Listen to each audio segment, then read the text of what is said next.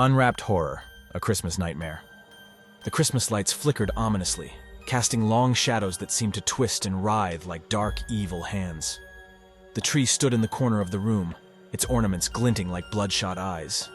Outside, the snow fell in thick, suffocating layers, blanketing the world in an unnatural silence. Inside, the McKinnon family huddled together in their dimly lit living room, trying to enjoy the last few hours of Christmas Eve. The fireplace crackled with a false warmth, its flames licking the air with hungry intensity. But there was something wrong with the night. The air felt thick, the silence too heavy, and every now and then, the floorboards creaked under an unseen weight. "Mom, can we open presents now?" Little Timmy asked, his eyes wide with excitement. He was only 6, but he already had the insistent impatience of a child who believed in magic. Margaret McKinnon smiled weakly, glancing over at her husband Michael. He hadn't said much all evening, sitting on the couch with a glass of scotch, staring into the fire as if lost in thought. His face was pale, and his brow was furrowed, as though he could feel the same growing unease that hung in the air like a bad omen.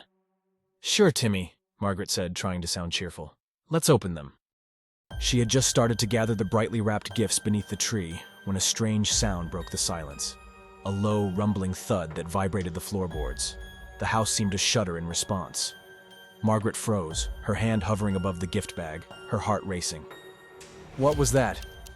Timmy asked, his voice trembling slightly.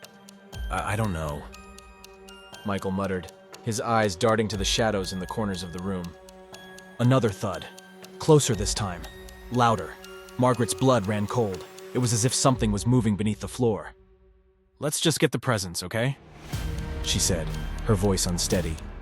She reached down and picked up a gift, her fingers brushing against the paper. It felt too heavy. She blinked, trying to shake off the unease that was creeping into her thoughts, and handed it to Timmy. He eagerly tore at the wrapping, but as he did, something strange happened. The gift shifted in his hands. The ribbon that had once been tied so neatly now began to writhe like a living thing.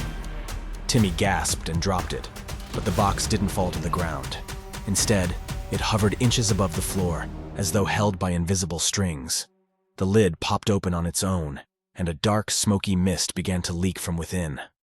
The mist swirled around them, thick and cold, and the smell, it was the scent of rotten meat, like something decaying in the depths of the earth.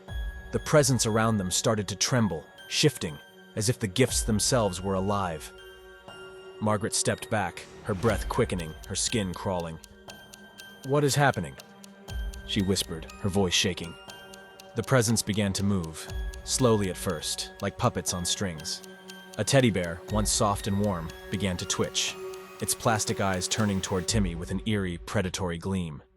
A box of crayons rattled on the floor, the crayons inside snapping in half, each one splintering with a grotesque crack. Then, without warning, the teddy bear's head jerked back. Its mouth opened impossibly wide, and the sound that came from it was no longer the soft squeak of a children's toy. It was a growl, like a hungry animal. It leapt toward Timmy with terrifying speed. "No!" Margaret screamed, her instincts kicking in. She lunged forward, pushing Timmy out of the way just as the bear snapped its jaws shut where his head had been. The room seemed to warp around them. The gifts weren't just attacking. They were alive. The ribbon from one of the boxes wrapped around Margaret's ankle, pulling tight, choking her with its suffocating grip. She kicked and struggled, but the presents continued to lunge at them. The crumpled wrapping paper was everywhere now, twisted into grotesque, sentient shapes that coiled around them like serpents. Michael staggered to his feet, panic in his eyes. He grabbed the nearest gift and hurled it at the wall, but the present fought back.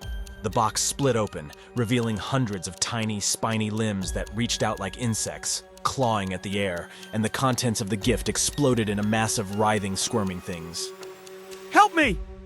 Margaret screamed, but Michael was already scrambling toward the door, his breath ragged. The walls groaned, the lights flickering as the presents attacked with more ferocity, more intent. There were no simple toys here anymore. These were dark, malevolent things, born from a twisted, forgotten corner of Christmas, fueled by anger, hunger, and a desire to claim their victims. Then, the twisted mist filled the room, clouding their vision. Margaret felt the air grow thick around her as she struggled to move, her body weighed down by the oppressive force. A voice, soft, too soft, whispered in her ear, so close it was as if it were coming from within her own mind. You shouldn't have opened them. Suddenly she understood.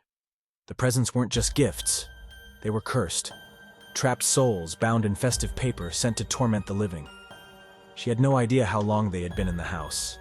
How long they had been waiting to be opened, to be released. With a final, desperate surge of strength, she broke free from the wrapping's grip and turned to find Timmy. But he was no longer standing by the tree. Timmy was gone. Timmy!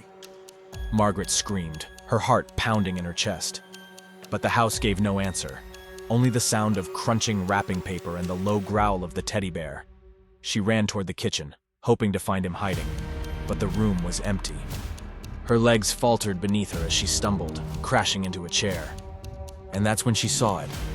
On the wall, in jagged letters formed from broken wrapping paper, were words she wished she hadn't seen.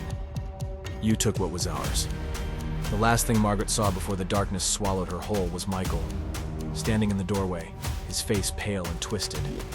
His mouth opened, but there were no words. Only a laugh, a hollow, ragged sound that echoed through the house. And the presents, those cursed, vengeful gifts, continued to claw, tear, and rip through the air, a suffocating tide of twisted plastic and crinkling paper. When the police arrived the next morning, they found the McKinnon house abandoned. No sign of a struggle. The Christmas tree still stood, its lights now flickering like dying stars. Beneath the tree, there were no presents. Only shredded wrapping paper and broken boxes, as if they had been torn apart by some invisible, unseen force. But the strangest part? At the foot of the stairs, they found a small, crumpled note scrawled in childish handwriting. "Don't open the gifts. They never stop." And as the officers stepped back out into the snowy yard, they could have sworn they saw the faintest silhouette of a child's face, pressed against the window. A face that wasn't quite right. Eyes too wide, mouth too stretched, smiling far too broadly. It had never truly been Christmas.